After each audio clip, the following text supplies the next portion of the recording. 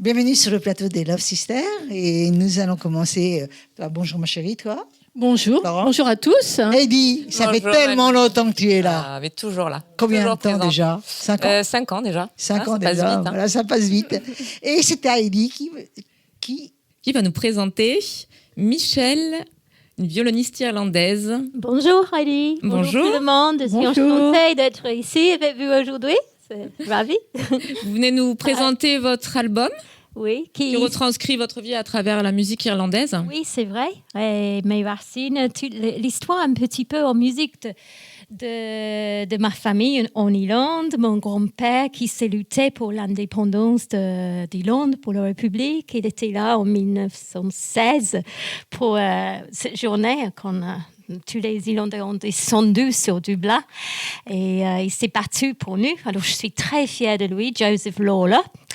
Et oui, j'ai décidé de faire cet album et tout autour de, pas juste l'histoire de ma famille, mais l'histoire d'Irlande, mais de le moderniser un peu et pour mettre en lumière la lutte toujours, le contraste entre la modernité et la tradition. Mais je dois dire qu'en Irlande, quand même, la tradition, c'est toujours beaucoup en évidence. Et notre culture, c'est très important pour nous. Je pense que c'est souvent le cas pour les pays qui ont été beaucoup envahis. On s'accroche beaucoup à notre culture. Ah oui, à vos racines. Ouais, à nos racines. J'aime bien quand tu dis beaucoup. J'avais remarqué. Oui, j'ai Mon voisin avait remarqué. On pense que je fais exprès. Mais je vais moi essayer. Et en plus, j'habite au Puget. Puget. Et je peux même pas prononcer le nom du village correctement. Un coup des naturistes, ça. Alors, à quel âge avez-vous commencé le violon et qu'est-ce qu'à ce moment-là vous a fait choisir cet instrument ? En fait, c'était le hasard. J'ai commencé avec la danse du salon. J'adorais danser. Quand j'étais petite, je faisais plein de concours, j'adorais tous les costumes et tout. Et alors, j'avais déjà le rythme en moi. Quand j'ai commencé à l'école faire la flûte à bec dans la classe de musique, à l'école primaire avec Mrs. Blinkhorn. Alors, je dois beaucoup à elle parce qu'elle a fait venir un prof de violon dans l'école pour 6 élèves. Elle a vu que j'avais une certaine aptitude pour le rythme et la musique déjà. Alors, elle a invité à moi et mes parents de considérer ça. Alors, et après, de suite, c'était même pas un choix. J'ai trouvé ce que je devrais faire pour ma vie. J'avais de la chance. J'ai jamais douté après. Quel a été, du coup, par la suite, votre parcours professionnel ? Vite, à l'âge de 14 ans, j'ai fait un concours pour avoir une bourse que j'ai gagnée pour aller dans une petite école, un peu comme Menuhin, qui s'appelle Purcell à Londres, pour les jeunes musiciennes, pour vraiment me consacrer à faire ça. Et j'ai pas regretté. Et après, j'étais au conservatoire à Londres, le Guildhall School of Music. Et à la fin, j'allais partir pour New York et j'ai eu un coup de fil de l'orchestre radio-télévision à Dublin qui m'ont entendu jouer dans un enregistrement quand j'étais là avec une copine. Et ils m'ont fait un poste dans l'orchestre. Et j'en avais marre d'étudier. J'ai dit non, ça suffit. Mes parents, ils m'ont beaucoup soutenu. Je dis maintenant, c'est le moment de gagner ma vie. Alors, j'ai changé complètement tous mes projets à New York. Je suis allée en Irlande et j'ai passé un bon moment pendant 15 ans avec ce superbe orchestre. Superbe. Ouais. Vraiment très pro et beaucoup de répertoire très varié. La France alors, comment on est arrivé en France ? Et oui, c'est vrai, ça. Comment vous êtes arrivé ici ? En fait, après passer 15 très belles années en Irlande, j'ai vraiment chanceux parce que j'ai pu jouer et enregistrer avec les personnes comme The Cause, R.E.M., j'étais dans l'Irish Film Orchestra, Sinead O'Connor et tout ça, et la musique classique. Quand même, j'étais dans un orchestre et je voulais être plus créative. Alors, de numéro 1, je voulais faire mon truc à moi. Et numéro 2, je voulais être en Europe. Et c'est pour ça que j'ai décidé de venir en France avec ma famille et ma fille qui est née à Dublin. Et pour m'installer et pour commencer à être beaucoup plus créative créative moi-même, faire mes compositions, former mes groupes. Et c'était cette région, je trouve, il y a tous ici dans le sud de la France, comme on est béni. C'est le seul mot, on est béni, c'est on a de la chance. Oui, c'est pas toujours évident, mais j'adore retourner en Irlande pour voir ma famille, mais je préfère vivre ici, je dois dire. C'est le soleil, le bon système de santé. Il y a Italie, il y a Espagne, et on a de la chance. Ouais. Alors, vous composez, du coup? Oui, je compose. Et sur mon album, Echoes of Ireland, il y a 4-5 de mes compositions. J'adore arranger aussi. J'arrange beaucoup pour mon trio à cordes qui s'appelle Trio Borsellino, 3 filles. Et ça, c'est classique et léger aussi. Et c'est très créatif. Alors sur mon album, oui, je me suis régalée à faire ça en studio avec un très bon collègue très doué, Robin Capuano, pas loin d'ici, à côté de Kisak. Et là, c'était un travail. Cet album, c'est mon bébé. Alors, j'ai réalisé un rêve en faisant ça. Et après, j'ai fait un album de Noël.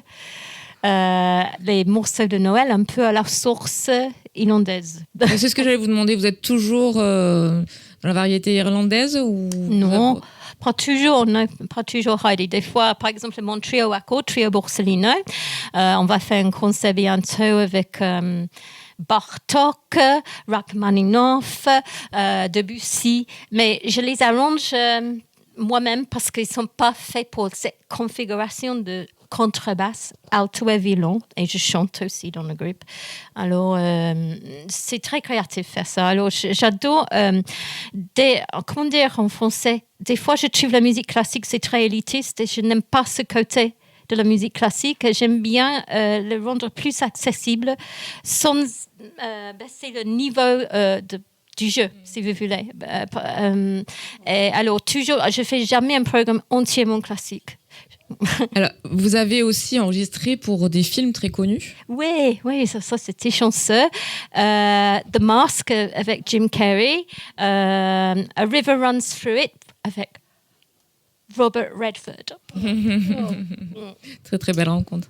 Oh là, ça m'a beaucoup marqué de rencontrer Robert Redford parce qu'il est venu à Dublin. Il était tellement humble. Il est venu devant nous. Il a dit « Je vous admire tellement, vous les musiciens, comme vous êtes talentueux. » Là, j'étais presque en larmes. Je dis « Robert Redford nous admire. » Comme il est... ça, c'était un des moments que je ne vais jamais oublier, rencontrer Robert Redford parce que j'adorais Robert Redford. Ouais, nous aussi, je crois. Il est parti c'est très récemment. J'allais vous demander quelle a été la rencontre qui a été la plus marquante pour vous. Oui, ça c'est... parce que j'ai regardé Louis depuis tout petit à la télé, les films. C'était... la musique... travailler dans la musique, le théâtre et tous les arts, ça nous amène dans des lieux magnifiques, rencontrer les personnes très intéressantes qu'on n'aurait jamais eu la chance de rencontrer, comme vous aujourd'hui. Et juste vraiment de pouvoir voir ces chances, de rencontrer ces personnes comme ça, c'est magnifique. Ouais.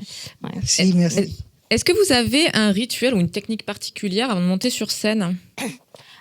J'ai fait du yoga, j'ai fait pilates et ce matin j'ai fait mes pilates avant de venir et quand je fais pilates, je respire et là j'imagine je suis un peu dans ma bulle, mais aussi c'est juste de le faire souvent. Il faut souvent se mettre en situation de concert. Et si vous n'avez pas une date devant vous, pour moi, il faut inventer quelque part, il faut en trouver un, ou jouer pour vos copains parce qu'il ne faut pas passer trop de temps.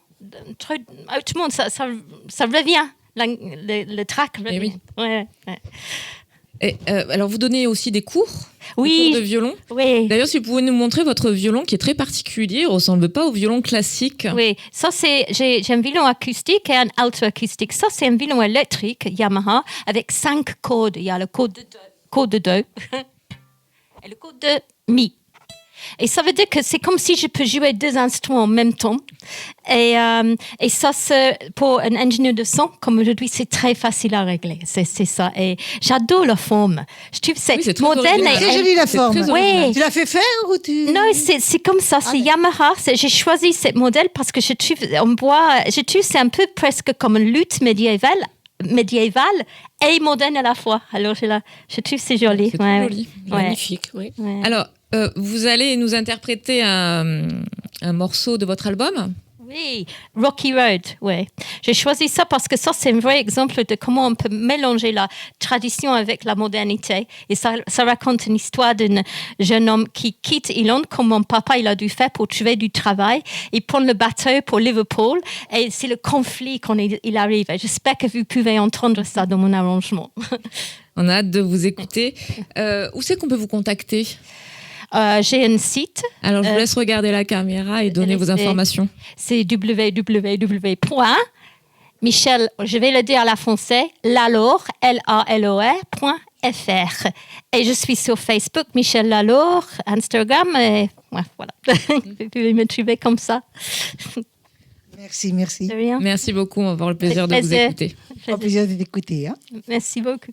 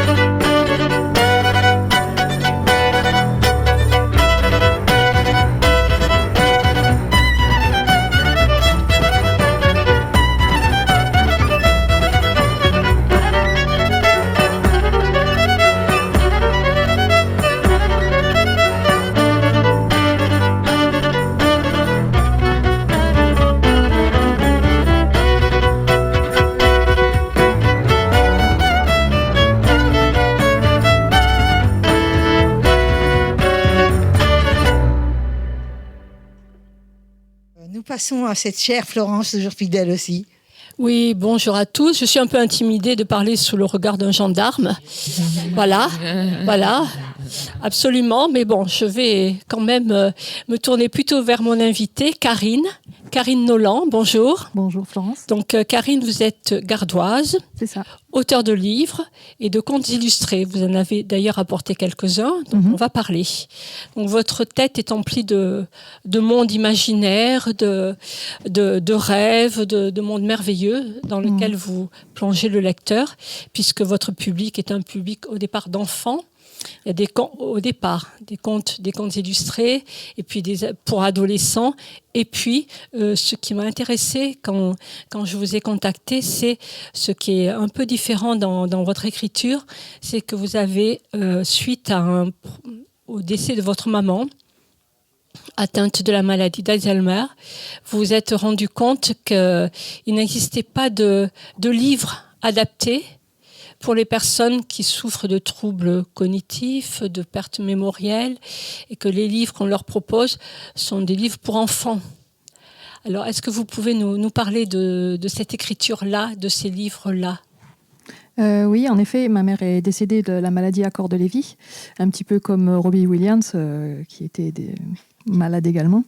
En fait, quand maman était malade, elle aimait bien lire et je ne trouvais pas de livres adaptés. À chaque fois, on m'orientait vers des livres pour enfants et les personnes neurodéficientes ne retombent pas en enfance. En fait, elles ont juste les neurones qui ne connectent plus, donc il n'y a plus la route qui se fait.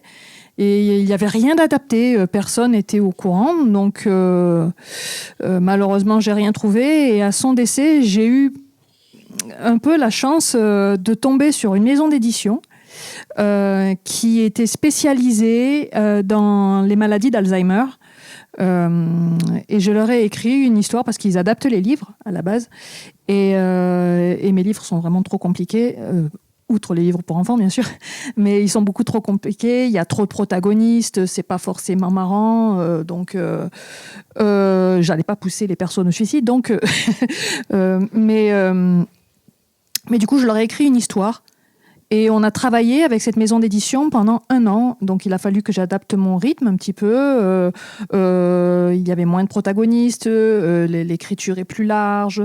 Il y a des aides-mémoires tout au long du livre, comme vous avez dit tout à l'heure. Des phrases simples, courtes. C'est ça, beaucoup. Peu de personnages pour ne pas perdre le fil. Exactement. Mais pour autant, l'intrigue est là. Il y a quand même Oui, une intrigue, un intérêt et un début, un milieu et une fin. Tout à fait. Le texte est construit. On peut inverser les sujets, les verbes. Il n'y a pas de souci. Les personnes comprennent tout à fait. Mais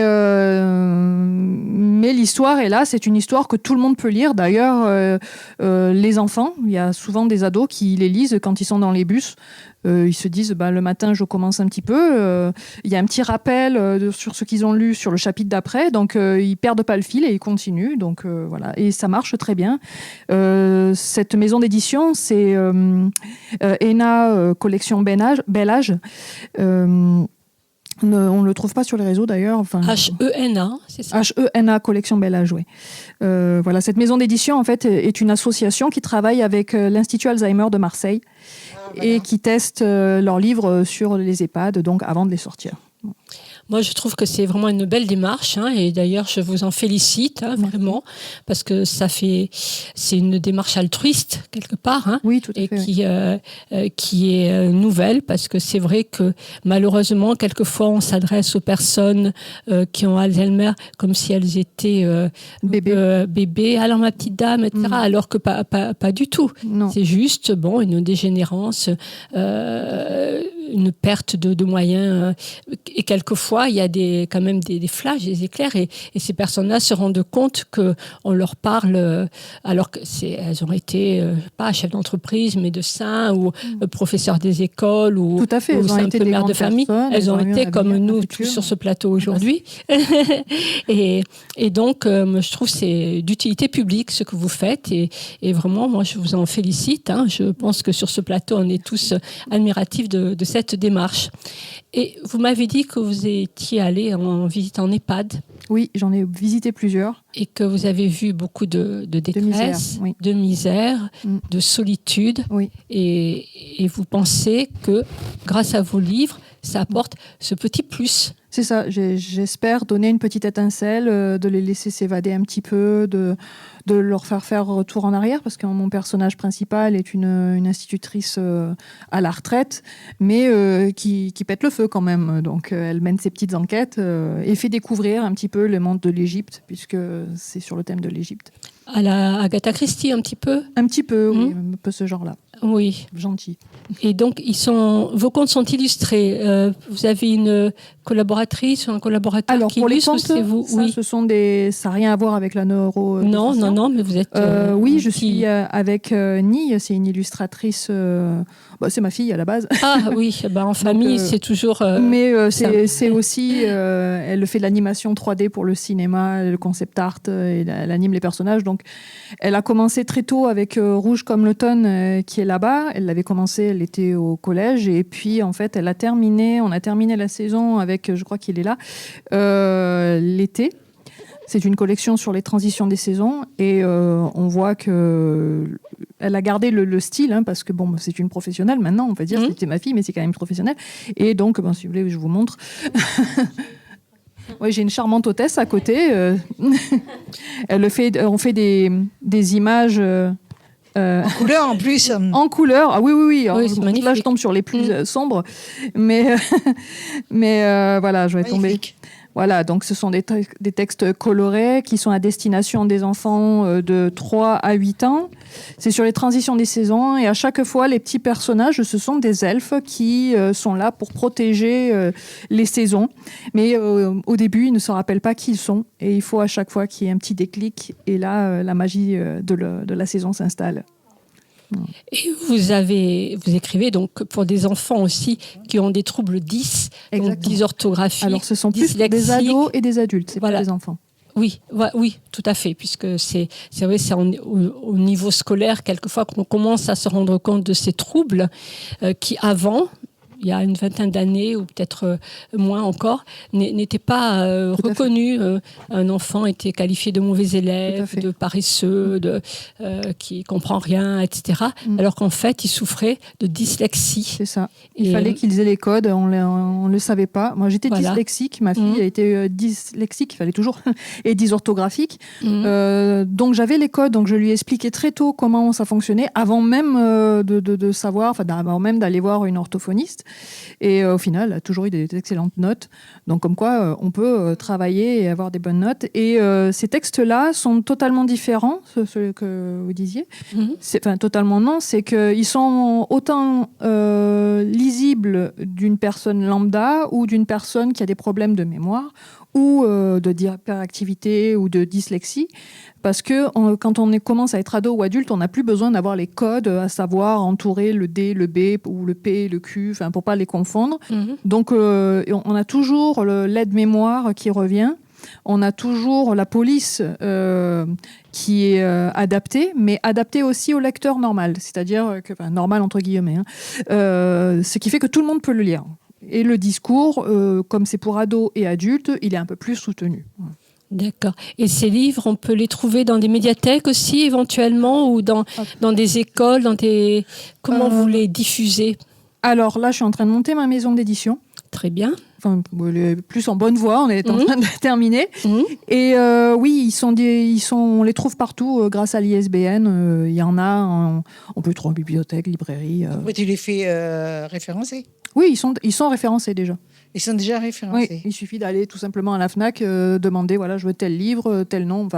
L'éditeur, tu t'en fiches alors. L'éditeur, c'est moi, donc... Non, donc mais on je a vais le même dire nom. la maison d'édition, qu'elle soit ouverte ou pas ouverte, c'est pas grave. 16 ans, déjà. Alors, pour être diffusé, il vaut mieux avoir une maison d'édition. Ah oui. Oui. Ah oui, mais tu m'as dit que tu étais diffusé. Oui, oui, parce que j'ai déjà créé tout ça D'accord. en amont. Oui. Et vous avez jamais pensé à les faire aussi de manière audible? Alors, Audible, c'est payant, en fait. C'est pas donné. Donc, Audible, c'est Amazon. Et c'est pas donné. Mais par contre, j'ai appris récemment, c'est une excellente remarque. Ouais, mais tout est C'est pas payant. très cher. Mais il y a autre chose qui est beaucoup mieux. Je ne savais pas du tout. J'ai appris récemment. J'ai la BNF, donc la Bibliothèque nationale de France, qui m'a envoyé un mail. Alors c'était pour un livre pour enfants, Rouge comme l'automne, qui m'a demandé de leur donner le livre de façon à ce qu'ils puissent l'adapter pour une personne malentendante ou malvoyante. Alors je ne sais pas du tout le trouble, mais c'est complètement gratuit. C'est-à-dire que s'il y a une personne qui a un problème, elle va voir son organisme. Alors il faut passer par un organisme. Hein. Il ne faut pas y aller directement. Et votre organisme va faire la demande à BNF Handicap et va contacter l'éditeur. Et l'éditeur va donner gratuitement, elle a 15 jours pour le faire, elle va donner gratuitement l'œuvre et la BNF va le traduire et l'adapter à la personne en question. Super. C'est génial. Oui, c'est formidable. Hein. Moi, je trouve que... Je viens de l'apprendre, mais en même Oui. temps, c'est une loi qui vient d'apparaître, qui est apparue en 2016.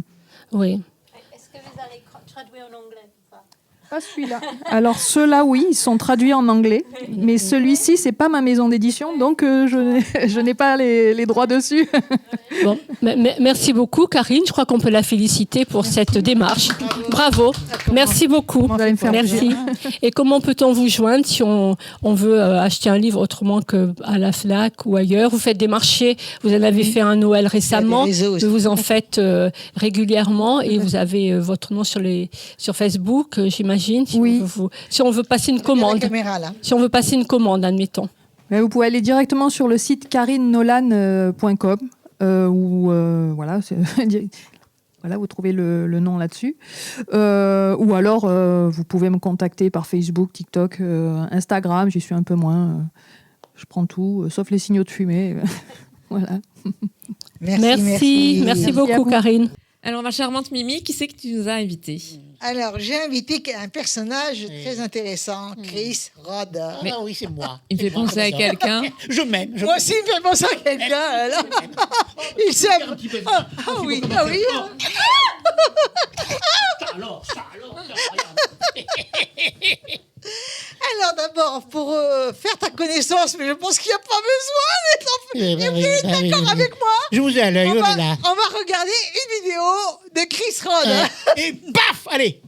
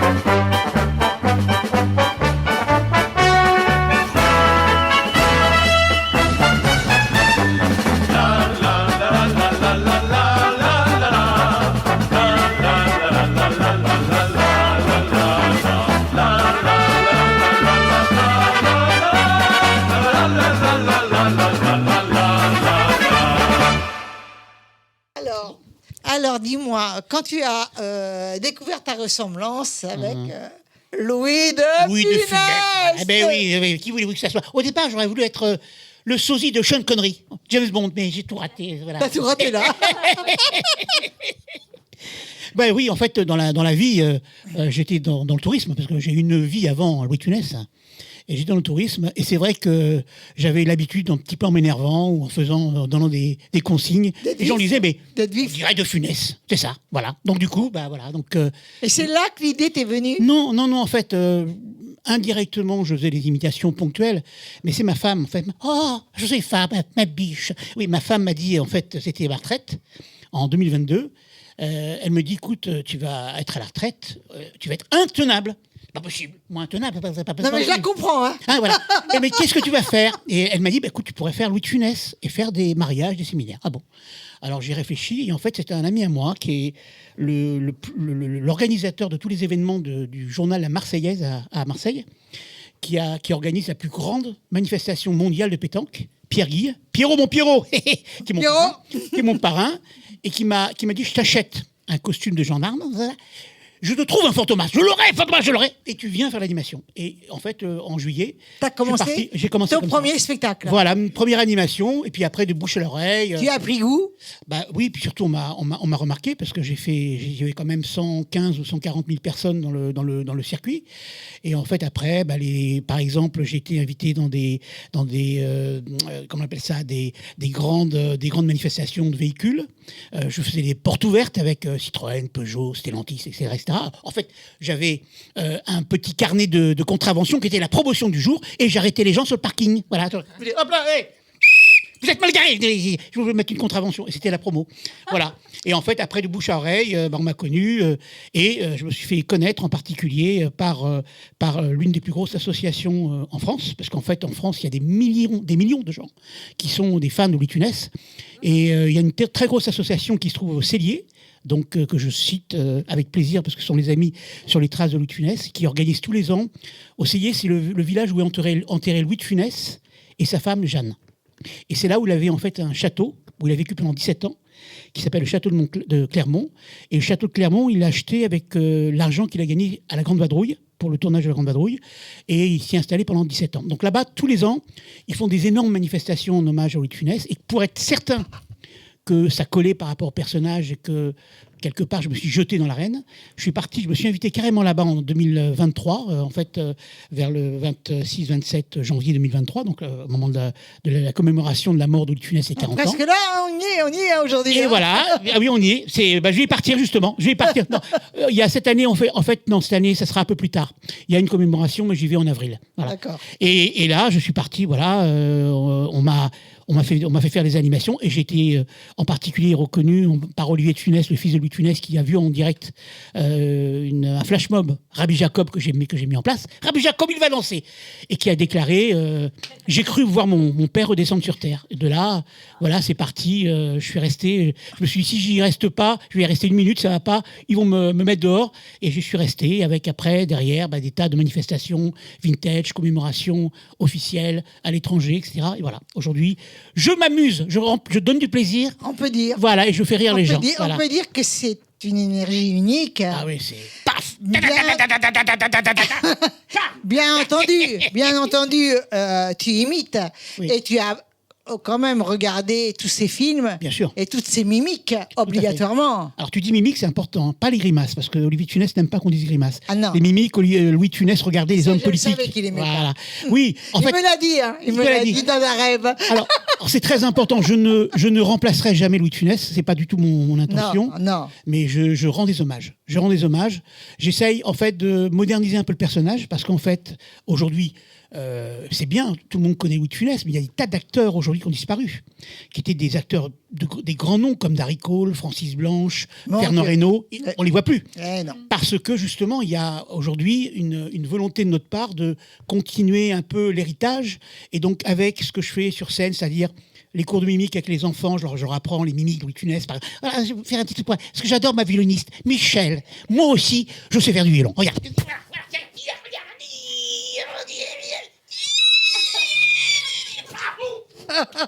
Voilà.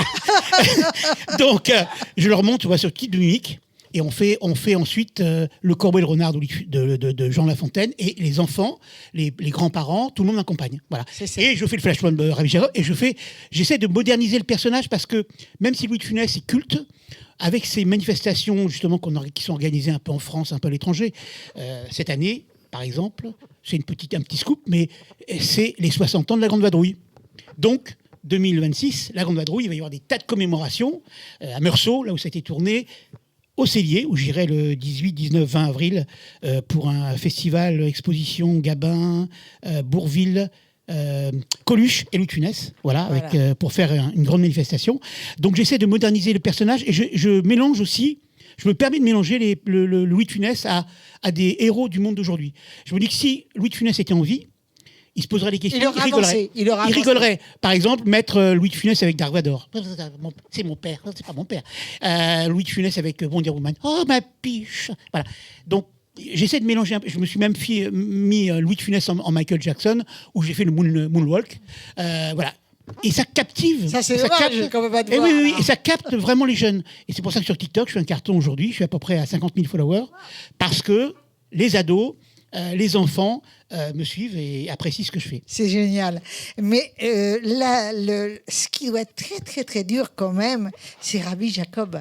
Ah oui, Rabbi Jacob, c'est compliqué. Voilà, il faut l'apprendre. Alors, c'est compliqué. Mais on apprend aux gens à le faire. Scénique. Voilà, on apprend, ça dure 20 minutes. Est-ce que tu arrives à danser? Oui, il danse. Rabbi Jacob, il va danser. Mais on fait vraiment... Alors, ce qui est génial, c'est qu'on fait la chorégraphie généralement avec la vidéo derrière. Je prends les gens au hasard. Alors, souvent, ce sont des Coldplay, des gens qui sont déjà déguisés en denrées, en gendarme, en bonne sœur. Ma sœur, elle est forte, celle-là. Vous l'avez dit, elle est forte, celle-là. Bon, bref. Et en 20 minutes, je leur apprends la danse et on le fait tous ensemble, et c'est un carton à chaque fois, parce que c'est très festif, les gens adorent, et quels que soient les âges, il y a des gens, des petits, comme des grands-parents, enfin, voilà, c'est des moments conviviaux, les gens ont besoin de rigoler. Donc on est là pour ça, et pour... Imagine que je suis Josépha. Oh, ma Josépha, oh, je suis là. Ludovic, je suis là. Maréchal des logis, Ludovic, voilà, je suis là. Ludovic Cruchot, épousez-moi, ma biche. D'accord, je dis oui. Ah oui. Voilà, il est où le mari? Il est pas costaud parce que... c'est énorme. Il est là, je l'ai vu. Je l'emprunte un petit peu. Alors, Louis de Funès était un perfectionniste. Ah, absolument. Est-ce que tu le l'es? Je le suis, oui. J'essaye de peaufiner à chaque fois les mimiques, les répliques, mais je veux pas trop coller systématiquement à ces répliques. J'essaie justement de les moderniser, les changer. Il y a toujours des choses qui restent immuables. On peut changer un peu d'ailleurs. Hein. Oui. Parce que, à mon avis, quand tu fais la scène, les personnes parviennent à croire vraiment que tu es Louis de Funès. Oui. Il y a des gens qui m'ont dit, je me pince, je me suis pincé, j'ai cru voir Louis de Funès. Alors, quelquefois, ils n'ont pas besoin de se pincer. Hein. Oui, alors, faut être clair, faut être honnête. Je suis pas le sosie parfait. Hein, mais dès qu'on commence à me mettre déjà, je suis possédé. Dès que je mets le costume, c'est paf, c'est énorme. J'en peux plus. Je suis là. On a vécu ensemble trois jours magnifiques avec Moodfire, hein, au Festival de Cannes. Il était fatigué à la fin. Mais bon. En tout cas, je suis très impressionné parce que là, mes biches, je suis entouré que de jolies femmes. Je crois que j'ai trouvé mon adjudant, Gerbert, j'ai trouvé les prochaines gendarmettes. Nous allons les prendre avec nous. On ira à Saint-Tropez tous ensemble. D'accord. Et on ira à la pêche aux crabes et à la chasse aux naturistes. Ah non. Ça te va? Moi, je pêche pas les crabes. Les chasses aux naturistes alors. Tout ailleurs. Parce que j'aime les animaux et pour moi, les crabes. Non, donc voilà, je peaufine. Mais l'intérêt de mon activité, qui est un loisir, c'est que je me prends jamais au sérieux. Et comme c'est culte, dès que les gens me voient, c'est les phrases cultes, c'est Cruchot, c'est ma biche, et voilà. Et j'adore faire ça parce que ça donne beaucoup de plaisir et ça permet aux gens un peu de se livrer, même carrément des fois de complètement ils sont fous quoi, ils deviennent fous avec moi. Donc j'adore. Cher Chris. Oui, ma biche. Cher Chris. Oui. Là, tu nous as montré tout. Oui. Ton savoir. Pas tout. Alors, tu sais quoi? Je vais peut-être te faire, moi, une surprise. Ah. Une belle surprise. Ah. N'est-ce pas? Oh. Il ne copie pas un acteur. Il ranime une étincelle. À travers lui, le rire de Louis de Funès ne s'éteint jamais. Il circule comme une flamme joyeuse qui rallume nos enfances. Ah, oui, j'adore. Alors, merci pour ce morceau qui est quand même issu de la Grande Vadrouille. Hein. C'est important. Hein. Je vais te demander de regarder la caméra, de Oui. dire comment on fait pour te joindre, surtout avec les Oh photos. là là, bah, à TikTok. je suis partout, je suis là. Voilà. Bah voilà, vous cherchez Chris Rood sur TikTok, vous cherchez Chris Rood sur Facebook, Fufu c'est fun sur Instagram, YouTube donc Chris Rood. Voilà, je suis à peu près partout, plus de 600 vidéos. Aujourd'hui, je suis à 60 000 followers, plus de 40 millions de vues. Donc c'est pas mal pour un jeune qui débute dans le métier. Hein. C'est pas mal depuis 2000. C'est énorme d'ailleurs. 3 ans, on va dire 3 ans. Merci oui, un peu beaucoup. plus de 3 ans. Merci ma biche, merci, vous êtes magnifiques, toutes magnifiques.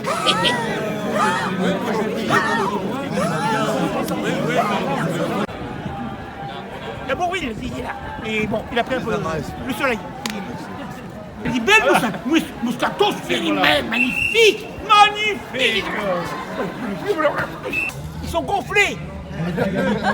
Il n'a pas compris, alors. Ils sont gendarmes, comment alors, ma biche. Votre biche. Vous allez bien, ma biche. Vous êtes bourré d'électricité statique. Complètement bourré, d'ailleurs. Alors, regarde le bruit là. Allez, hein, il y a un bruit, il dit. Mon vélo, tu dis, mon vélo. Mon vélo, ouais, viens. Vous êtes petit tour maintenant. Hein. Moi, c'est pour moi. C'est à moi, ça c'est pour Don Salustre, ça c'est pour Don Salustre, c'est pour moi. Voilà, tout à moi. Attends, oui, reprends. À moi. À moi. Oui. À moi. On t'a à rendu moi. tout ton ça, c'est à moi. or. C'est On a pour Don rendu Salustre. tout ton C'est or. pour moi. C'est pour le roi. Non, pas pour moi. Ouais.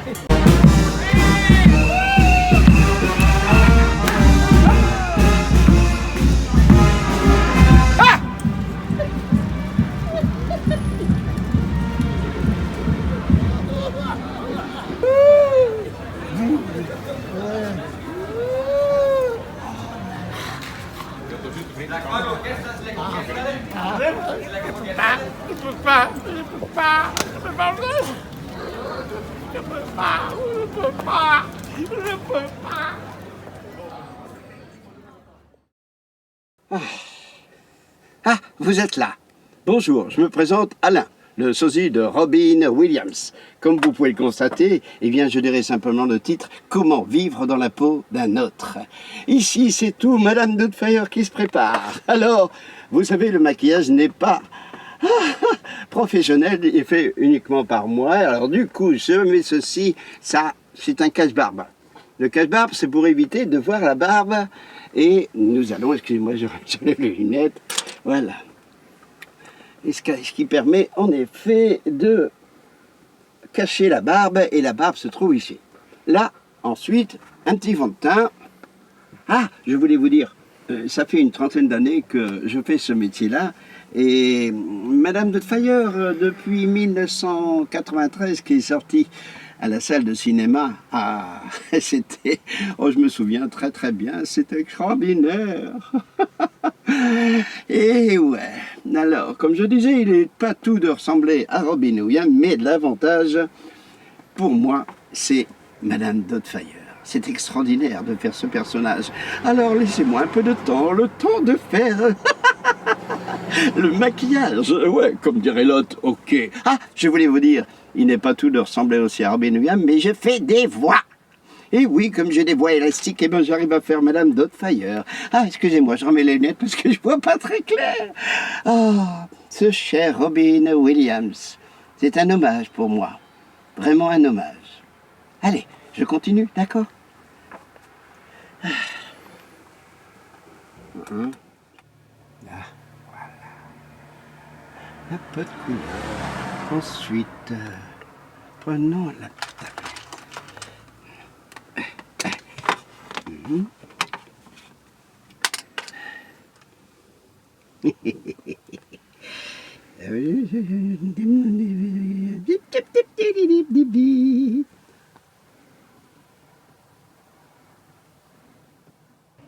T'as tout cette fois-ci, les crayons, t'as tout.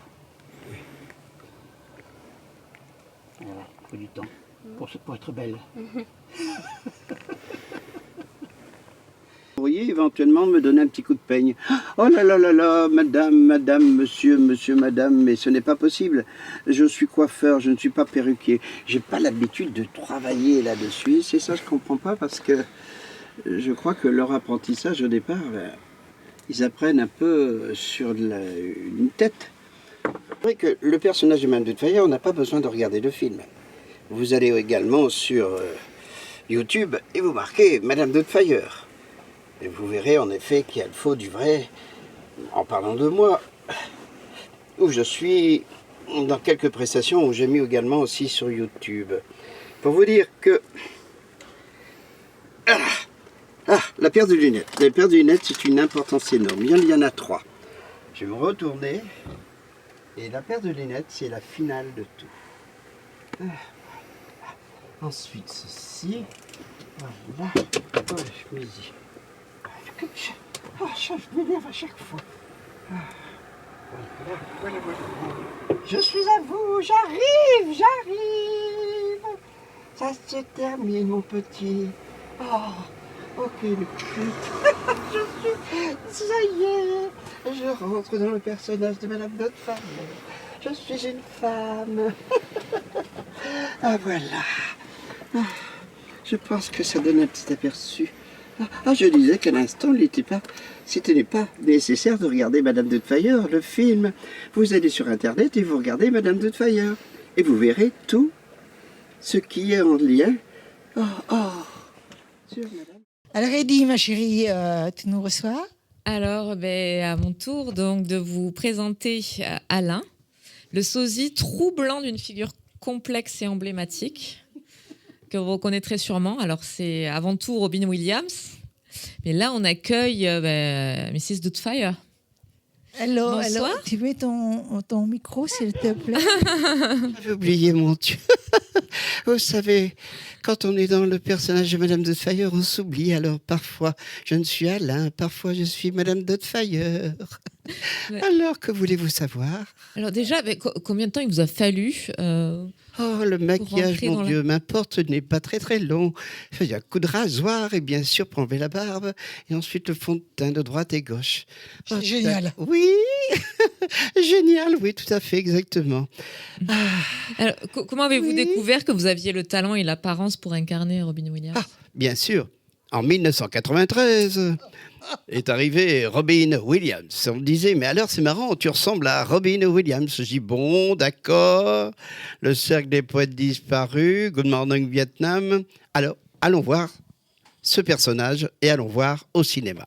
C'est arrivé en 1993, j'étais à Paris et puis je suis allé voir Gaumont et ensuite la queue, elle était là. C'était au mois de février, il faisait très froid et j'avais ma paire de lunettes et bien sûr le blouson et puis comme tout le monde, j'attendais.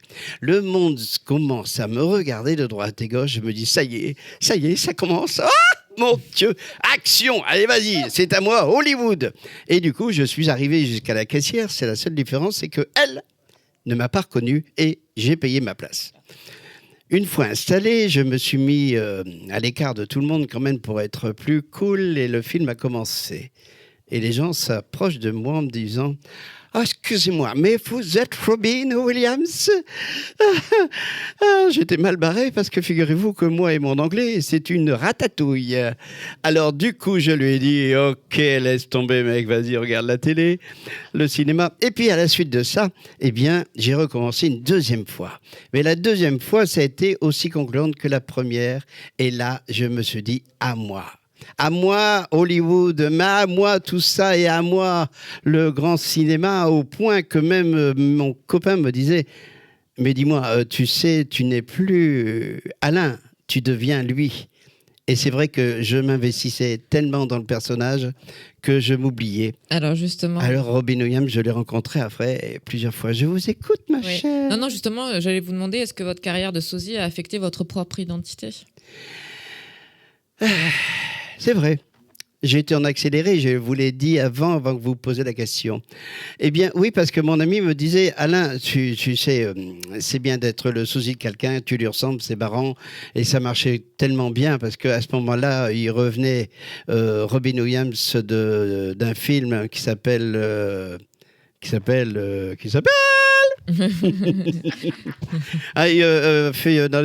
avec, attendez, trouvons le titre, c'est avec Mac Damon. Will Hunting. Will Hunting, voilà, Will Hunting, en effet, c'est bien.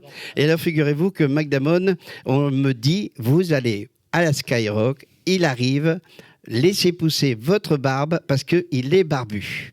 J'ai dit, mon de Dieu, je laisse pousser ma barbe. Je leur ai dit, c'est sympathique de me dire si vraiment Robin Williams a coupé la barbe ou pas. Bien sûr, personne ne me transmet le message. J'étais dans les toilettes et là, le voilà, pouf, mais complètement rasé. Et alors là, du coup, ce qui se passe, c'est que je prends la bombe à raser et je m'en mets partout. Et je commence à me raser, mais d'une vitesse incroyable que, au point, eh bien, les coups de rasoir, le sang. Et alors, la cata, mon Dieu, qu'est-ce que je fais? Et là, je commence à mettre du sparadrap et je le rencontre. Et là, ça a été le délire. Il a commencé à rigoler, mais c'était au point qu'on m'a dit, il faut partir, parce que votre ressemblance est tellement proche qu'il y a confusion. C'est vraiment et on troublant. vous invite de partir. Je suis parti. Alors, vous avez quand même eu l'occasion de le rencontrer plusieurs fois? Ah, je l'ai rencontré, oui, bien sûr. Alors, la photo que j'ai faite avec lui, ça a été au cinéma américain qui se situe à Deauville. À Deauville, il y a toujours le cinéma américain et là, je l'ai rencontré. Ah, il était tellement bien, tellement sympa, mais son attaché de presse était là, un grand gaillard, bien bâti, puis voilà, il était là, puis il s'imposait en me disant non, c'est pas possible. Alors Robin Williams m'a vu, puis il a rigolé, il m'a dit allez, ok, je suis d'accord de faire la photo avec vous parce que, mais hélas, il y a beaucoup de gens qui ont la même gueule que moi, alors voilà. Ah mais... Et après, ce qui m'a intéressé beaucoup plus après Robin Williams, c'est pas tout d'être la ressemblance, parce que c'est le personnage de Madame Doubtfire. C'est pour cela que je suis une femme maintenant. Alors, vous vous êtes justement imprégné de toutes ces mimiques et de sa voix française? Alors, oui, paraît-il qu'en effet, pas mal de gens me disaient, mais c'est marrant parce que vous avez la voix française. Oui, je vous et la voix demandé si vous française, n'aviez pas fait la doublure. monsieur qui est décédé aussi 2 ans plus tard, après le décès de Robin Williams, aussi également d'une maladie à 72 ans. Ce monsieur est parti. Voilà. Tu as pris ce rôle? Qui a pris le rôle Est-ce que vous pouvez nous du doublage de voix? Ah non. Ben, le doublage de voix, on va dire que la ressemblance à liée, c'est que marrant parce que j'arrive à faire des voix. Comme Good Morning Vietnam. Good Morning Vietnam, chers auditeurs, bonjour. Eh bien voilà, je suis votre animateur préféré. Salut les militaires. Allez, ok. Ah, j'adore, mon Dieu. Joséphine, ne t'inquiète pas, je reviendrai de la guerre le plus vite possible, mon Dieu, c'est vietnamien, j'adore. C'est incroyable. Je fais des voix. Et Madame Doubtfire, qu'est-ce qu'elle a à nous dire? Oh, Madame Doubtfire. Figurez-vous que tout à l'heure, le caméraman, il avait 22, 23, 24 ans. Et puis il me disait, oh, c'est formidable. Mais je dis, vous connaissez le film de Madame Doubtfire? Même pas, il l'a même pas vu. Ah, Ben oui, parce qu'elle est sortie en 1993. C'est tous les vieux rodoudous comme vous, comme moi. Voilà. Alors, du coup, quand je rencontre les enfants, eh bien, figurez-vous que j'ai une joie de faire, pas à Saint-Tropez, mais le gendarme de Saint-Tropez. J'ai aussi le gendarme de Saint-Tropez, et puis qui me dit, allez, Madame Doubtfire, vas-y. Il m'appelle la concurrence, parce que du coup, je fais beaucoup de photos avec les enfants et papa-maman. Mais les enfants ne me connaissent pas. Alors, du coup, j'arrive à la table. Oh, maman, bonjour, maman. Bonjour, maman. Oh, excusez-moi, mon Dieu, j'ai raté le vélo. Alors, du coup, je suis venue à pied. J'ai pris 30 ans de retard. Oh, je dis, mon cher bambin, c'est celui-là que je vais m'occuper. Je suis ta nouvelle nounou, mon garçon. Maman! J'y laisse tomber, allez, vas-y. Oh, souvent avec les enfants, voilà, que je leur fais chanter une souris verte, et puis d'un seul coup, il y en a un que je regarde, et je dis... Oh, qu'est-ce que t'as à me regarder, J? Changement de voix, c'est pas mal. Oui. Oh, que voulez-vous savoir de plus? Alors, Robin était un artiste profondément aimé. Oui. Quelle a été votre réaction à l'annonce de sa disparition? Ah, mon Dieu, c'est une annonce. Oui, en effet, en 1980. Ah, non plus que 2014. Oui. 2014, en effet, j'étais dans un camping-car, parce que je vis dans un camping-car. Hein. Madame Doubtfire se lave, se dort et se maquille dans le camping-car. J'étais prêt, j'étais à Nice. À ce moment-là, 23h, mon pote me dit, t'es prêt pour aller à Madame Doubtfire? Oui. Je suis prêt pour aller déambuler dans Madame Doubtfire. J'adore parce que je fais des photos. Mais il me dit, ce soir, ça sera exceptionnel. Robin Williams s'est annoncé sa mort. Il est parti. Ah, Ça m'a fait drôle, en effet, bien sûr, mais ce qui m'a fait drôle, c'est que j'ai déambulé partout, et là, les gens me disaient « Mais attendez, vous savez que Robin Williams est décédé ?» J'ai dit « Oui. » Et à un moment, pendant toute cette soirée, j'ai resté immortalisé, debout. Les gens, paraît-il qu'on me parlait, et moi, j'étais complètement ailleurs, mais ailleurs où, je ne sais pas. Peut-être dans le monde... Vous savez, Robin Williams, il a lancé un film qui est extraordinaire, qui s'appelle « Au-delà de nos rêves ». C'est un film que je dis, regardez ce film-là si vraiment vous avez perdu quelqu'un, quel qu'il soit de près ou de loin, mais regardez ce film « Au-delà de nos rêves ». Rien qu'en parler, mon Dieu, j'ai des frissons, j'ai des poils de dresse. Ah, les poils qui dressent, mon Dieu, ça fait des frissons. Au-delà de nos rêves, voilà. Que voulez-vous savoir de plus? Qu'est-ce que vous aimez transmettre à travers vos performances? Ah, ce que je voudrais transmettre aussi également, oui, c'est ceci. Chers enfants, c'est pas parce que maman et papa sont partis que plus rien ne va. Bien au contraire. Je dirais que maman et papa se disputent et alors vous n'avez pas, bien sûr, à être là. Je conseille à papa de prendre une bonne maison avec 2 chambres, chacun sa chambre, et tu auras toi ta chambre et toi aussi également. Voilà. Et maman aussi, vous aurez chacun une maison, c'est extraordinaire. Cher papa et chère maman, s'il vous plaît, ne faites pas endurer ça aux enfants. C'est pas parce que vous n'allez plus être ensemble, plus d'amour, plus rien. Pensez à vos enfants, ne pensez pas qu'à vous deux. Voilà, c'est un message de Madame Dottfire. Euphégie. Voilà. Wow. Merci Alain. Waouh. Où c'est qu'on peut te contacter, où c'est qu'on peut voir un petit peu les performances que tu fais, ou est-ce que tu vas te produire? Ah bien sûr, là je vais vous quitter tout à l'heure et puis de ce pas, je vais me changer, je vais pas prendre le camping-car, mais je m'en vais en direction d'un magasin Leclerc et je vais déambuler la caméra. Je vais déambuler là-bas. Oh, Madame Dottfire se fait un plaisir rien que de commencer à mettre mes seins tout là, voilà. J'ai des coups de chaleur de temps en temps. Vous me verrez dans les magasins, un peu partout. Là, je m'en vais dans 4 jours. Oh, vous me direz où c'est? Je ne sais pas. Je me laisse aller. Mais on peut te et joindre. Conduire. Pardon? On peut te joindre. Me joindre, mon Dieu. J'ai pas autant de communication que le gendarme de Saint-Tropez. Il est extraordinaire, ce monsieur. Moi, la communication, c'est Alain Robin. Voilà.com. Et ça, c'est mon site internet. Sinon, vous me voyez un peu partout, sur Facebook. Mais dernièrement, il y a des coquins qui m'ont bloqué et qui m'ont fait un bordel dans le piratage. Alors, du coup, j'y comprends que dalle. Oui. Voilà. La communication, c'est pas mon fort. Vous savez, j'ai 71 ans. Et dans quelques jours, c'est la fête de Madame Dottfire. Voilà, le 16 octobre. Génial.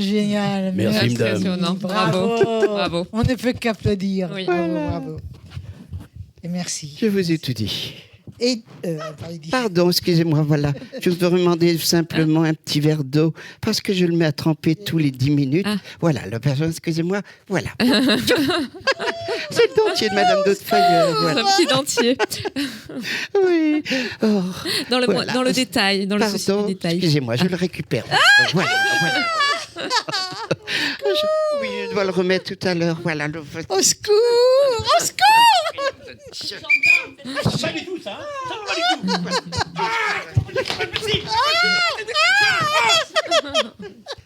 Il est temps contre moi, je le savais. Voilà. Merci.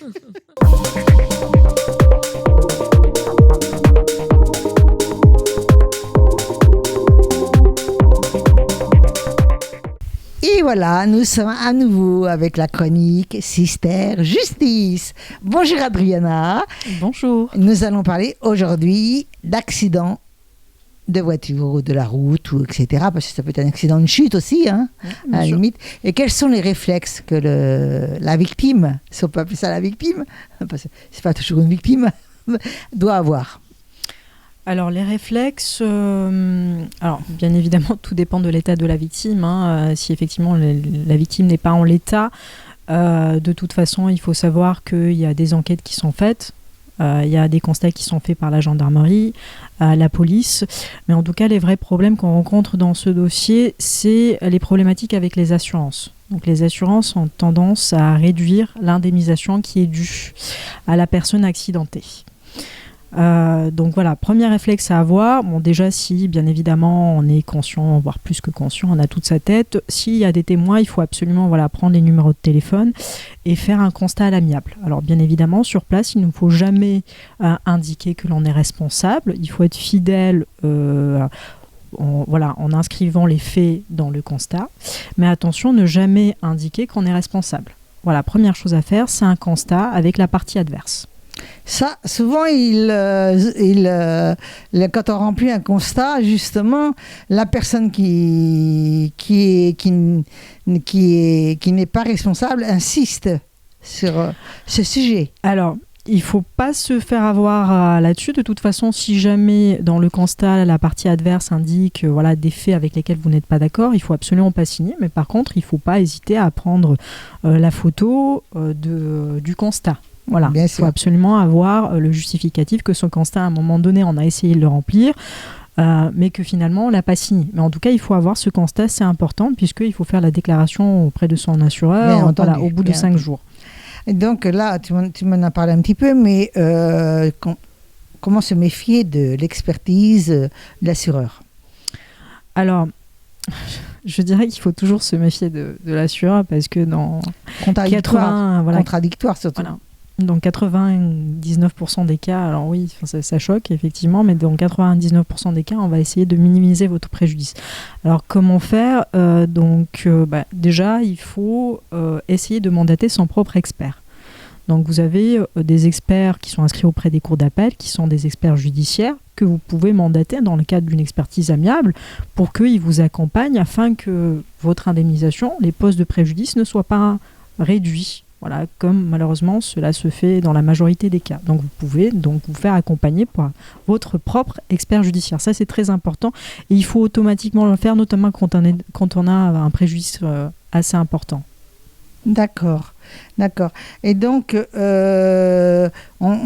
parfois, comme tu disais, on est sous-évalué. Dans la majorité des cas, malheureusement, on est sous-évalué. Donc, on a un recours pour demain.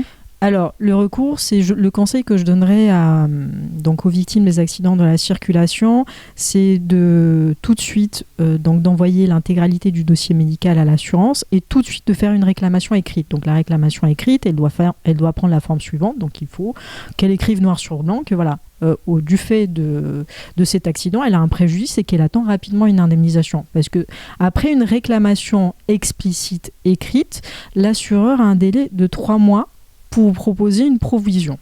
Voilà. Donc si dans un délai de 3 mois, il n'y a pas de provision qui arrive suite à cette réclamation, il faudra effectivement envoyer un courrier de mise en demeure pour dire à l'assureur de se réveiller et de proposer une indemnisation, une provision. Voilà. Est-ce que la personne peut se défendre ou doit faire appel à un avocat ensuite ? Alors, bien sûr. Alors, dès le départ, à mon avis, il faudrait, encore une fois, j'insiste sur l'avis préalable d'un avocat. Encore une fois, les consultations chez certains confrères sont gratuites. Nous, on propose des consultations accessibles à tous, qui partent d'une 60aine d'euros à plus. Voilà. On peut vous aiguiller sur le cheminement à avoir dans ce type de dossier. Voilà, au moins, vous savez quoi faire, vous savez quels sont les pièges à éviter. Voilà, ne pas hésiter à nous téléphoner, voire pour une consultation téléphonique, afin que l'on puisse aiguiller la personne accidentée. D'accord. Vous pouvez l'aiguiller aussi. Bien sûr. Ensuite, on parle que de voiture, mais quand il arrive un accident de la chaussée, par exemple, une chute dans la rue ou sur un terrain qui ne nous appartient pas, c'est exactement la même chose ? Alors, c'est toujours une question de preuve, puisque dans ce type de dossier, lorsque les personnes chutent, par exemple, dans une rue, puisque il y a des travaux, il n'y a pas de signalement des travaux, lorsque ces personnes-là chutent, en général, ils n'ont pas de preuve immédiate. Voilà, les seules preuves qu'ils ont, c'est qu'ils vont verser une attestation de quelqu'un de la famille qui est avec eux ou d'un ami, qui ne sont pas en général recevables devant la juridiction, puisque on estime que c'est des attestations qui sont subjectives. Donc, il ne faut pas hésiter tout de suite à faire témoigner des gens, à récupérer encore une fois des numéros de téléphone de témoins, à prendre des photos, faire en sorte qu'on ait bien la date, voilà, qu'on voit bien où se trouve, où s'est faite la chute. Voilà, si par exemple on prend une photo juste effectivement d'un trou dans la rue, bon, enfin ce trou il peut être pris n'importe où en photo. Il faut qu'on voit que c'est bien dans la rue, voilà, à l'endroit. Exact. Voilà, exact. Et lorsque le terrain ouvert à tous, il y a l'accident de voiture, mais que le propriétaire a oublié d'assurer le terrain. Ça m'intéresse aussi. Lorsqu'il y a un accident de voiture et le propriétaire... Non, pas accident de voiture, une chute sur ce terrain. Or, il paraît faire partie d'une commune. Il n'est pas une commune, il est un propriétaire qui n'a pas assuré ce terrain. D'accord. Alors, une chute sur une propriété privée, alors en général, il faut engager effectivement... Bon, alors déjà, il faut savoir pourquoi on se trouve sur un terrain privé. Hein. Parce que justement, il est accolé au terrain, par exemple, il est accolé au terrain communal. Sans barrière, sans rien. D'accord, ok. Alors, dans ce cas-là, ce sera de la responsabilité du propriétaire en question. Exactement. Merci beaucoup, Adriana. On vous dit tous à très bientôt. À bientôt. Alors maintenant, Florence, c'est à ton tour. Alors, non. Nous allons nous reconcentrer. Voilà. Très bien. On va avoir du mal. Hein. Si, ça va. Alors, je reçois Dominique Daumann, donc initiale DD. C'est exact. Qui sont les initiales du bonheur dans le métier. Et les initiales des chaussettes DD. Ah oui. Mais aucune, malheureusement, c'est pas ma famille, aucun rapport. Voilà. Dommage. Je sais, c'est pas. Donc, vous êtes chanteur, auteur, compositeur, interprète. Oui, c'est exact. Et vous nous présenterez tout à l'heure 2 de vos chansons. Voilà. Donc, vous êtes plutôt pop, rock, plutôt joyeux, plutôt facétieux, plutôt vous délivrez un message. Quelle est votre thématique de chanson ? Alors, les thématiques, c'est les thématiques classiques, bien sûr, l'amour, les voyages, oui. l'amitié, et puis un peu aussi le monde en général. Vous êtes un observateur de la société. Beauté. Voilà, vous êtes un observateur un peu satirique de la société. Oui. Vous jetez un regard critique, mais bienveillant sur le monde qui nous entoure. Oui, parce que je dirais que je suis quelqu'un de positif. Je pense qu'il y a toujours une solution à chaque problème. Oui. Et que... il y a toujours c'est toujours possible d'être heureux et de trouver des moments qui sont agréables dans la vie. Vous êtes né à Heidelberg. C'est exact. C'est une ville que nous connaissons ici puisqu'elle est jumelée avec Montpellier. Voilà. Oui, c'est vrai. Oui, c'est exact. Mais vous vivez en Alsace. Oui. À Strasbourg, je crois. Oui, alors effectivement, j'ai un père qui vient de l'ex-Allemagne de l'Est et maman est normande. Oui. Donc c'est quand même une sacrée rencontre. Hein. Oui. Et moi, j'habite à Heidelberg. Non. Puis à Heidelberg. J'habite à Strasbourg, effectivement, une ville que j'aime beaucoup. Alors, c'est une ville à laquelle vous rendez hommage avec un titre éponyme. Oui. Et que vous auriez bien aimé voir reconnu un peu plus, on va dire, comme le Toulouse de Nougaro. Oui, alors non, malheureusement, la ville de Strasbourg n'a pas vraiment répondu à mes propositions, à mes offres. Insister. Qui pourtant étaient des offres correctes, je précise bien. Mais bon, pour ça, il y a des régions en Belgique et puis des régions en France où on m'a dit « Ah, c'est une super chanson ». Mais Strasbourg, non, pourtant c'est une très belle ville. C'est une ville magnifique, Strasbourg, absolument. Oui. C'est une ville cosmopolite, c'est une ville où il y a beaucoup de gens, beaucoup de possibilités. Et puis... des gens de tous horizons, de tous les pays confondus. Alors, vous avez enregistré un grand nombre de chansons. Vous avez chanté en duo, en groupe, on va dire, et maintenant plutôt en solo. Oui, alors bien sûr, comme tout le monde, j'ai commencé par un groupe de rock à Strasbourg, bien sûr. Et puis ensuite, j'ai rencontré une belle jeune femme avec qui on a chanté pendant beaucoup d'années ensemble. On a fait 5 albums. Oui. Et puis un jour, on s'est séparés. Et puis j'ai repris mon bâton de pèlerin en solo, donc les 2 derniers albums, je les ai fait tout seul. Alors en solo, ça veut dire je suis pas seul maître à bord, il y a des gens, il y a des musiciens, il y a des gens qui m'accompagnent, il y a des gens qui travaillent avec moi, bien sûr. Vous êtes guitariste aussi, vous composez à la guitare ? Oui, je compose à la guitare, oui, effectivement. Et vous vous produisez sur scène autant que vous le pouvez. Oui, alors effectivement, je veux pas revenir avec discuter de vieilles histoires, mais depuis le Covid, ça c'est quand même c'est devenu très difficile. Oui. Avec quelqu'un avec qui on travaillait, et puis là, malheureusement, on a mordu la poussière après le Covid et il ne peut plus travailler avec nous. Mais oui, mais il y a toujours des possibilités, il y a des chemins, tout est possible finalement. Alors, vous m'avez dit que votre inspiration, vous la trouvez donc dans l'amour, les rencontres, etc.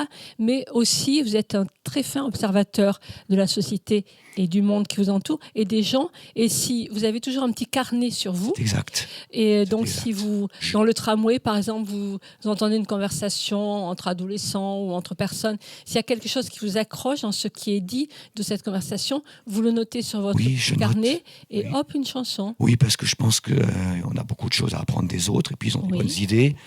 Et donc j'écoute, je note ce que je lis, ce que je vois, ce que je découvre. Des fois, il y a des choses qui sont étonnantes. Je me dis, ça pourrait faire une chanson. Donc je note en vitesse, j'oublie, puis après j'ouvre et puis je fais un tri. Alors des fois, il y a des bêtises.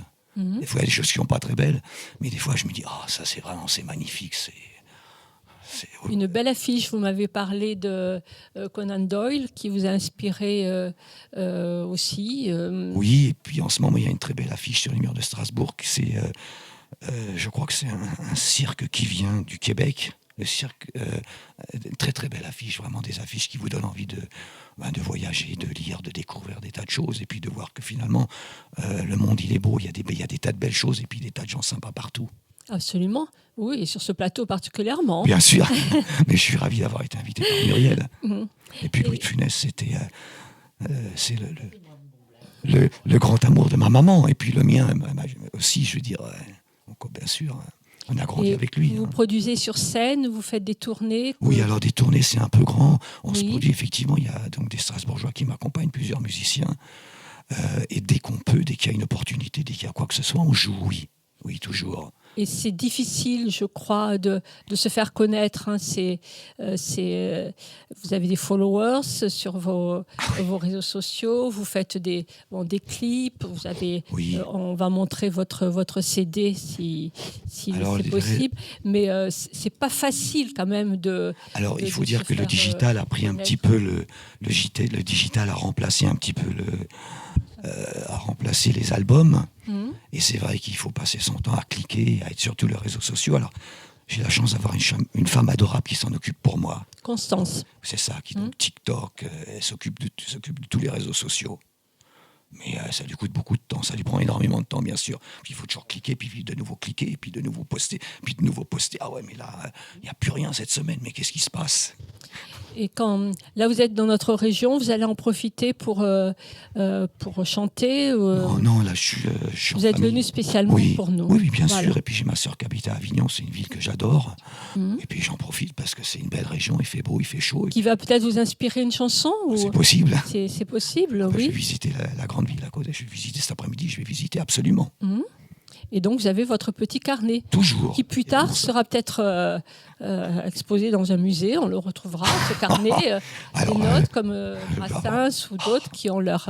vous me parlez qui écrivaient à la main. Le grand nom de la chanson française, Brassens. Mais comme... Sète est à côté de chez nous. Oui, je sais, oui, c'est vrai. J'aimerais bien y passer, si c'est possible. Ça me fait très plaisir. Mais mon idole, c'est Édith Piaf, par contre. Édith Piaf. Vous avez chanté, vous avez fait des reprises d'Édith Piaf ? Je peux pas, j'ose pas, parce que c'est tellement... c'est sacré. C'est tellement sacré, c'est tellement profond, c'est tellement merveilleux. Vous n'êtes pas obligé de faire la copie. Non. Oui, avec votre personnalité vocale, vous faites. Alors, j'ai une fille qui a 13 ans, qui chante L'homme à la moto. Alors, ça me plaît énormément. Oui, c'est rythmé, ça, c'est quelque chose de... Mais Édith Piaf, c'est quand même... Vous n'osez pas Non, parce que c'est une vie, c'est une histoire. Oui, mais je comprends, moi, ça. C'est une carrière, j'ai énormément de respect pour cette femme. Oui. Et vous jetez un regard sur le monde politique, sur la société. Vous faites quelques parodies, on va dire, ou plutôt Effectivement. Un peu de critique bienveillante, toujours. Alors, la chanson de l'album, la chanson principale, c'est La parole des loups-garous. Donc, c'est tout simplement un politicien qui promet, qui tient jamais ses promesses. Et puis, au fur et à mesure de la chanson, il se transforme. D'abord, il est costume-cravate, puis ensuite, c'est un loup tout simplement monstrueux. C'est une parodie, mais c'est quand même... Je connais quelqu'un. C'est un peu le reflet. Le reflet actuel de quelqu'un dont je ne dirais pas le nom. C'est une coupe un peu... J'ai été inspiré par Tex Avery, donc bien sûr.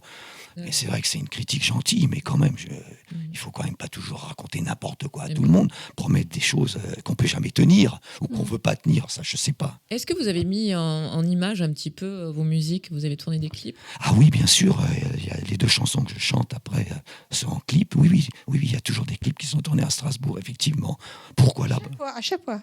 Alors oui, pas toutes les chansons, parce que c'est toujours des Il y en a problèmes de 13 coût. dans votre album. Alors sur les 10 albums. Clip, Non, sur les 10 albums, il y en a 3 quand même. Hein. Il y a 3, c'est déjà pas quand mal. même pas mal. C'est déjà pas mal. Alors c'est tourné à Strasbourg, pourquoi? Parce que l'équipe est tout simplement là-bas. Ça me pose pas de problème de tourner autre part, à Marseille ou à Dijon. Mais comme les gens sont là-bas et que je les connais, je tourne tout simplement là-bas. Et donc, si on veut se procurer vos CD, si on veut vous contacter pour vous recruter, comment fait-on?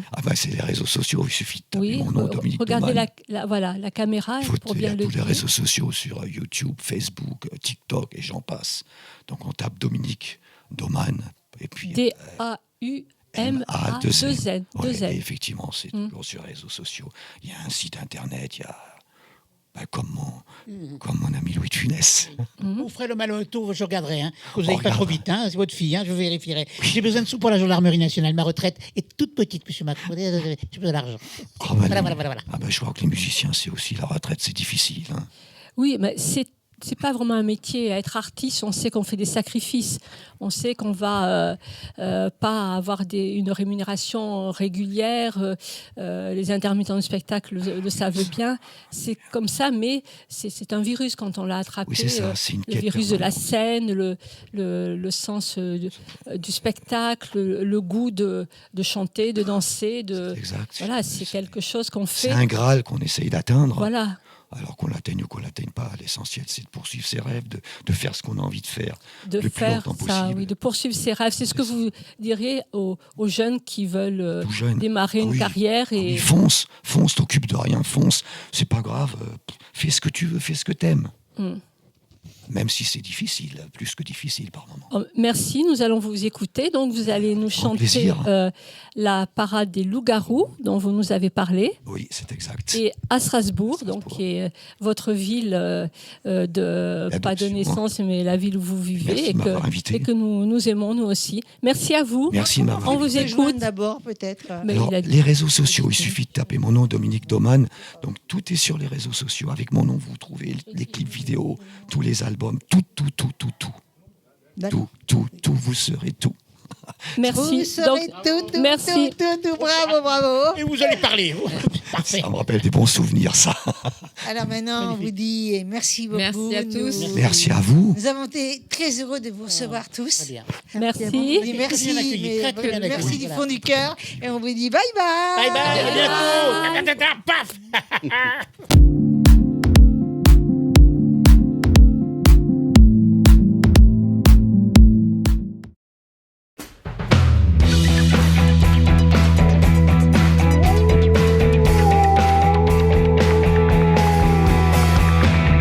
La parade des loups-garous au sommet de la grande roue, oui, dans le pétrin jusqu'au cou, il nous prépare un nouveau coup. Votez pour moi, votez pour moi, je serai votre bijou, votre gourou, votre marabout, je serai votre chouchou, votre toutou, votre nounou. Ensemble sous un même toit, ne t'inquiète pas, je rêve pour toi, je serai ta barbe à papa, ton sucre d'orge qui colle aux doigts. Votez pour moi, votez pour moi, je serai votre bijou, votre gourou, votre marabout, je serai votre chouchou, votre toutou, votre nounou.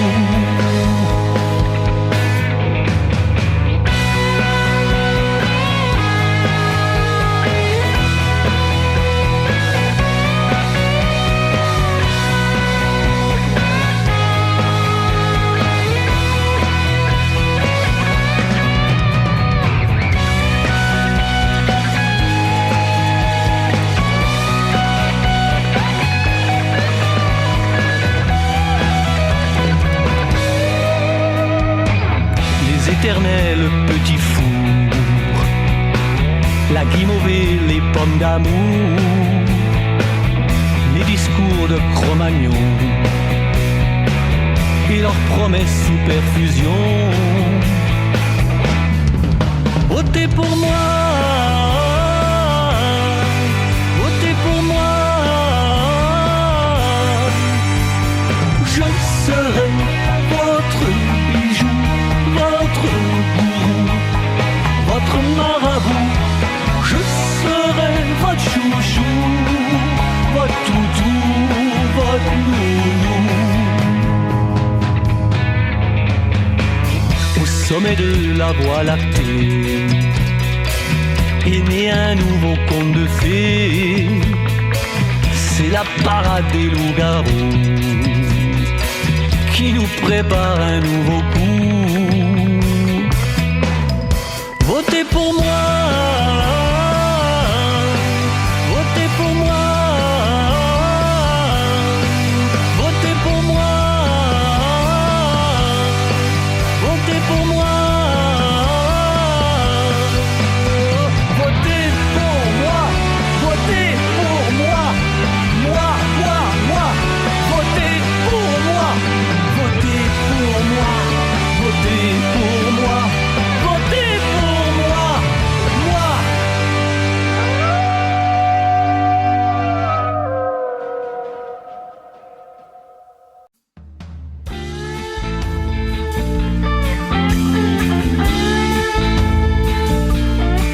Un clair de lune à Bornéo, en voiture pour Monte-Carlo, un tour de cartes à Macao, à Toronto, le sac au dos, à Liverpool une tasse de thé, en balade aux Champs-Élysées, une farandole à Venise, une carte de la tour de Pise, un train de nuit pour Bucarest, l'île Marguerite à Budapest, sans détour, ni tambour, je reviens toujours à Strasbourg, plus qu'une promesse d'amour, un jour je reviendrai pour toujours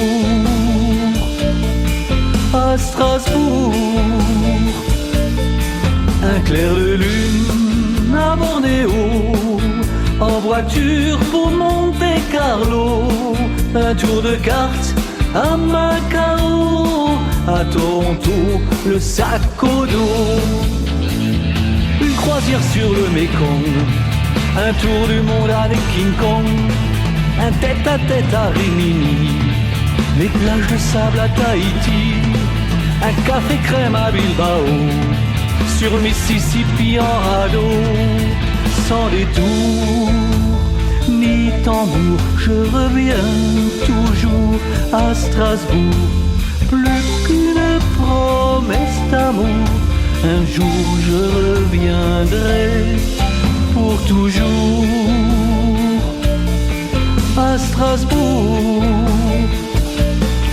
Un clair de lune à Bornéo, en voiture pour Monte-Carlo, un tour de cartes à Macao, à Toronto, le sac au dos.